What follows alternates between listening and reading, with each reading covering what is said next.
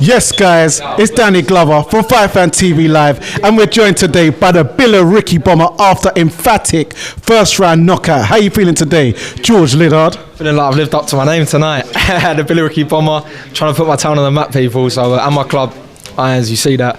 Thank you to everyone for coming out, and yeah, on to the next. So you got in with a wily old veteran, never been stopped before in about 35 fights. So how did you think that this was gonna go compared to how the fight actually went in the end? Listen, he was 29-2. Someone that's beat 29 opponents, you've always got to be wary. You've always got to be careful. You know what I'm saying? I'm only 9-0.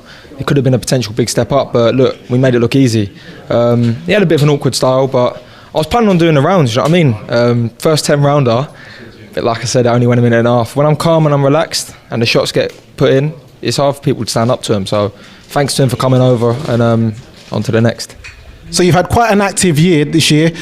Saw you was out in Las Vegas in the Cosmopolitan. So you've travelled a bit. You've been in Yorkshire a couple of times, Sheffield and Leeds as well. So yeah, how's it been for you? How would you assess your 2024 if you give yourself an annual appraisal?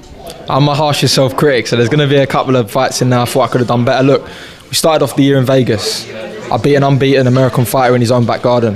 Didn't feel like I boxed my best, but we need them to learn. What was the fight after that? The fight after that, Graham McCormack in Leeds. Just went and stopped a geezer actually in a grudge match back in Ireland. 9 wins, 3 losses. Got the win, about 30 seconds, minute it was, I think that lasted. That was my first 8 rounder.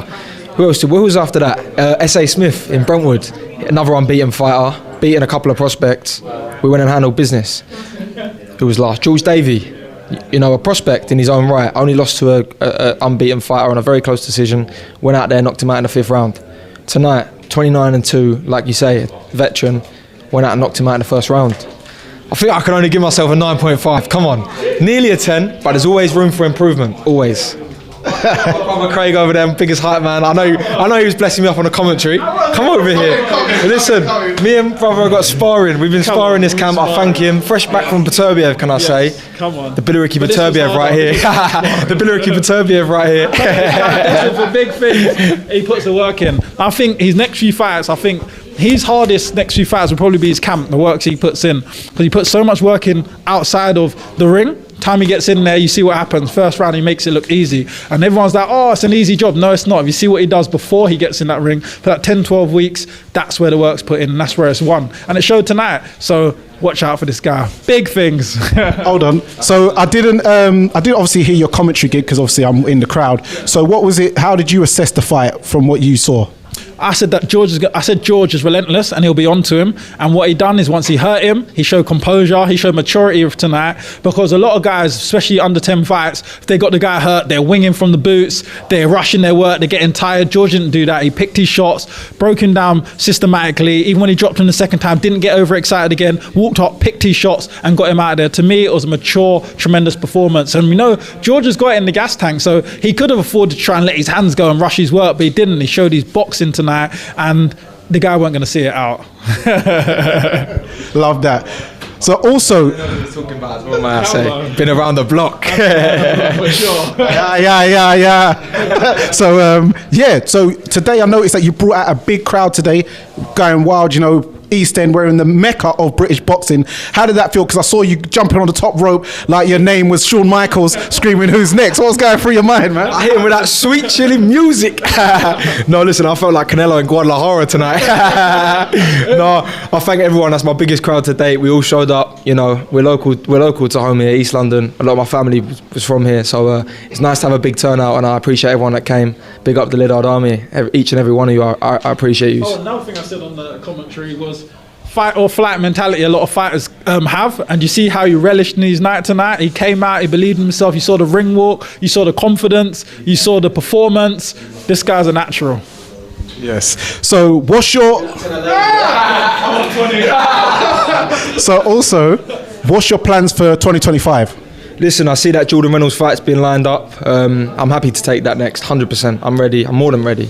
estoy listo, as I said to my opponent tonight. Yeah, look, I see also the WBC's got a little tournament maybe going on with Saudi for 10 fights and under 26, and middleweight's a category, so I don't see why my name shouldn't be in the hat. I'm 10-0, 22, I fit all the categories, and I'm also one hell of a puncher, so I'll bring entertainment to you, Turkey, don't worry about that. So, listen, I'm a favourite in this. I'll fight like I say, I'm a fighting man, I'll fight anyone. I'm not bothered about these step-ups. I'm ready, I do everything in the gym. God's got a plan for me, so I go in there and embrace every challenge. I'm ready. Is Junaid Boston a middleweight? Because that's someone... Oh, okay, because I remember... Yeah, I was going to bring that up because that could have been a little tasty, a little caption. I was going to put a little clickbait. Weight below, but who knows, in the future, if he ends up at middle, do you know what I'm saying? Could be a great domestic fight in the future. Also, shout out to, I think I work with your uncle. His name's called Mark Liddard. He's from the East End as well. He said that, I'm sure he must be related to you. I always... There's a lot of them, but they're Liddard. Like, there's not any many other families. We've got to be related down the line somewhere. I've had, honestly, the past couple months, I've had a few Liddards I never even knew existed. All of a sudden we're connected and they're like my distant cousin. So now I'm gonna have 10 new friends, 10 new I got 10 new cousins now, but I'm sure he is one of my uncles somewhere down the line. Do you know what I'm saying? So, but yeah, respect. Thank you, Mark. So what do you want to say to the supporters? And do you want to wish them like a Merry Christmas and for all the support and stuff like that? You said it for me there. No, Merry Christmas to you all. I would say I'll have a nice relax, but I'm probably gonna be grafting because we've got titles to win. So yeah, but I hope you all enjoy your Christmas and make sure you get a ticket for the next one. Thank you, everyone. Oh, exactly. Bro, my guy's setting me up here. I've got a short memory, okay? So my sponsors, you can see them all on my shorts. You've seen them in the fight, see them in the pictures. I thank you all, each and every one of you. I couldn't do what I do without you all. So yeah, hopefully this partnership remains for a while. So thank you to everyone. And thank you for gracing the show, and I'm sure in the new year we'll hopefully get you on the Neutral Corner podcast. And there you have it, guys. Do a podcast. Get me on there. Yeah. Get me on. I want to do a podcast. I'm here.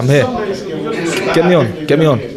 All right, there. And there you have it. It's Danny Glover from Fight Fan TV Live, and we're joined here by the Billericay bomber, George Liddard. And remember, guys, persistence beats resistance. You know where it is. Ha ha.